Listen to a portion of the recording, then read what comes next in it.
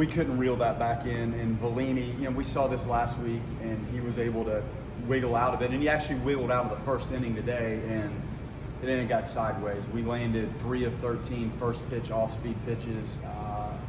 Of the 7 put-away type pitches we had, we executed 1 of those.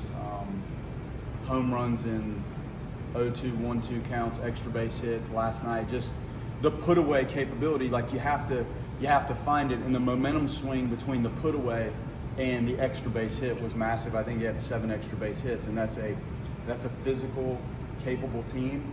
And we were trying to let Vellini hang in there, and then when it gets sideways, you're almost trying to buy some outs to save a little bit of the bullpen, and that's why we let him try to extend. And we have seen him kind of find that breaking ball and settle in. And I thought the 4th inning, their response in the 4th and our lack of quality at bat, our at bats in the bottom of the 4th, were as bad as I've seen this year from us. That seemed to be a turning point.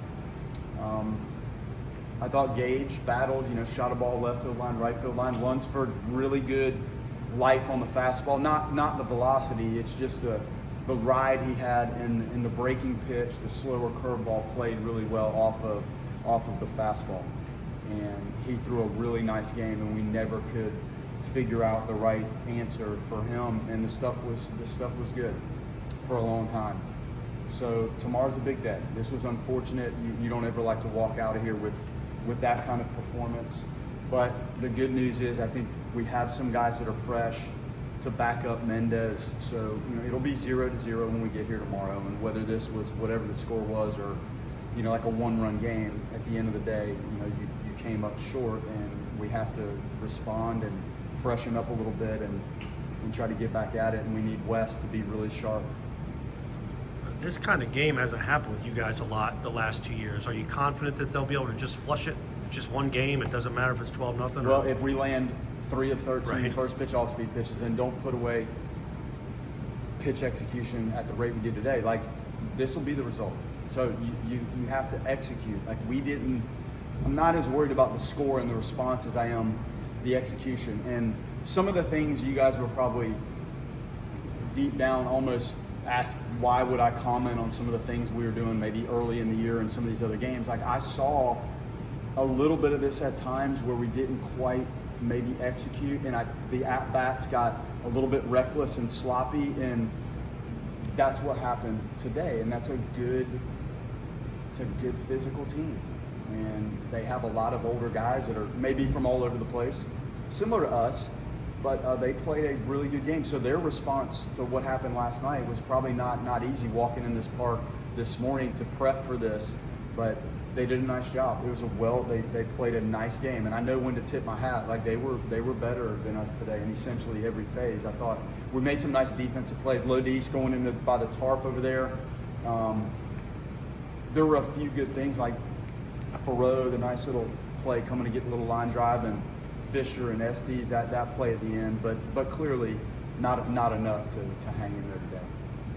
Did you feel like they were able to just kind of eliminate the off-speed with Joey and on fastballs? Not necessarily. Honestly, I didn't. We just didn't get it down. He's got it. The stuff, he never got it down, and we've seen him sometimes scuffle a little bit early in the game, and then by the 3rd and 4th and 5th inning, all of a sudden he's on the screws with everything, and we never got to that today. And I do think some of the 1-2, 0-2 type things, it turned into extra base hits. Those are wind out of the sail moments, and we had a bunch today, and they damaged it. What happened with Jackson? I think it was in the 5th when he took a pitch and then went and dug out and became king and pinching for him. He tweaked something. And he's been battling a little bit, so we'll see where he is. But yeah, he tweaked it. When you have a high carry fastball like Lunsford has, just what does a hitter need to do to try to combat that? We couldn't eliminate half of the plate, and we couldn't eliminate the secondary pitches. We couldn't recognize fastball, curveball, the tunneling of it. So it was tough. And they need to feel like how they're being pitched, and some of this probably spilled over from how you were pitched last night. And I think, when you study post-game and look at what you're trying to do, some of the guys were probably pitched in a similar way. But you have to eliminate certain things, whether it's parts of the plate, as much as you can eliminate some of the secondary pitches, or in some cases maybe you eliminate a fastball if you feel like you're getting a boatload of the secondary pitches. But it's really an individualized thing. Like it doesn't necessarily create a team-wide answer because not everybody's being pitched the same way.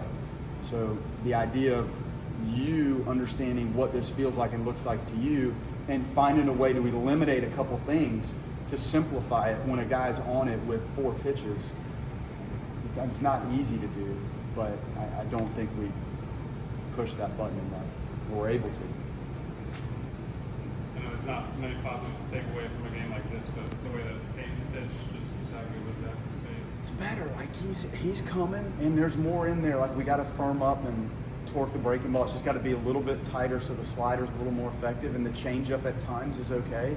But he's got a little life on the fastball, 90 to 92, maybe 93 at times. So it's coming, and that's a good arm and a physical kid. And we hope, like with the physicality and the size and the mix, that he's a guy that can really extend outings, whether it's this year or down the road.